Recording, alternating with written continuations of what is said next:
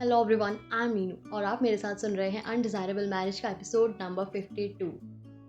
वही वंश भी ऊपर अपने कमरे में आया और उसने देखा कि रिवा एक टक बाहर बालकनी में खड़ी होकर आसमान की तरफ देख रही है। ये देख वो भी उसके बगल में आकर खड़ा हो गया। रिवा ने महसूस कर लिया कि उसके बगल में वंश खड़ा है, तो उसने उसी तरह आसमान को देखते हुए उससे सवाल किया, आपको अगर मुझे बचाना ही था मुझे बता देते, यहाँ से कहीं दूर भी भेज सकते थे, पर मुझसे शादी करके मेरे साथ साथ खुद को इन चीजों में फंसाने की क्या जरूरत थी। आखिर क्यों कर रहे हैं आप मेरे लिए इतना? हमें मिले कुछ महीने ही हुए हैं, इतना तो अपने भी नहीं करते और मेरे तो अपने भी बेगाने थे, फिर आप इतना अपनापन क्यों दिखा रहे हैं? और ये कहते हुए वो वंश की तरफ गौर से उसके जवाब के इंतजार में देखने लगी। उसके इस सवाल को सुन वो एक पल को खामोश हो गया और फिर बोला, इंतजार करूंगा कि तुम्हें खुद पता लगे, फिर मुझे भी बताना क्या पता लगा, लेकिन तब तक इस सवाल को अपने पास ही रखो, क्योंकि अगर मैंने जवाब दिया तो शायद बहुत कुछ बदल जाएगा।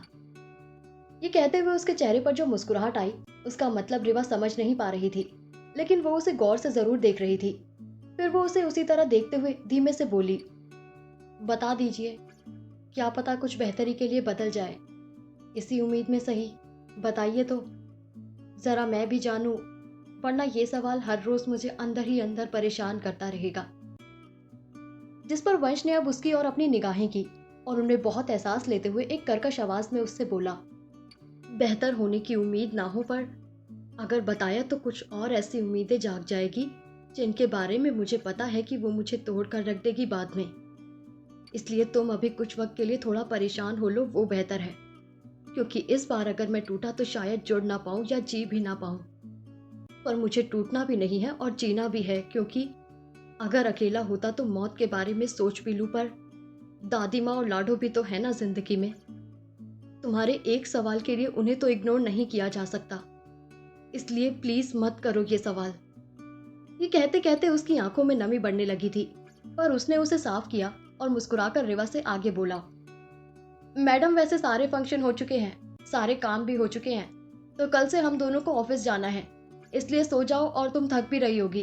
तब तक मैं आता हूँ स्टडी रूम से, मुझे एक फाइल चेक करनी है। और ये कहते हुए वो सीधा कमरे से बिना रिवा के कुछ कहने का इंतजार किए निकल गया। वहीं रिवा उसकी आंखों की नमी, उसकी बातों के बारे में गौर से सोचने लगी और खुद में बोली, इस बात से इनका क्या मतलब है कि इस बार टूट गया तो जुड़ नहीं पाऊंगा, कहीं ये मुझसे। और ये सोचते हुए उसकी आंखें हैरानी से बड़ी हो गई और फिर अगले ही पल वो खुद से बोली, लेकिन उन्हें मुझसे प्यार कैसे हो सकता है और क्यों? पर ये उसने जोर से कहा था, जो उसके कमरे में आते दर्श ने सुन लिया था। तो वो उसके पीछे से बोला, क्योंकि तुम उसकी किस्मत में तुम्हारे खाटू श्याम जी द्वारा लिखी गई हो, और किसी ने कहा था ना कि प्यार कब कैसे किससे और कहाँ हो जाए पता नहीं होता, पर जब होता है तो बहुत जबरदस्त होता है। वही उसके साथ हुआ और वो बेचारा तो तुम्हारी नफरत तक झेलने के लिए तैयार था, सिर्फ इसलिए कि तुम्हें बचा सके। तुम्हारे चेहरे की ये हंसी मासूमियत कहीं कोई छीन ना ले, सिर्फ इसलिए।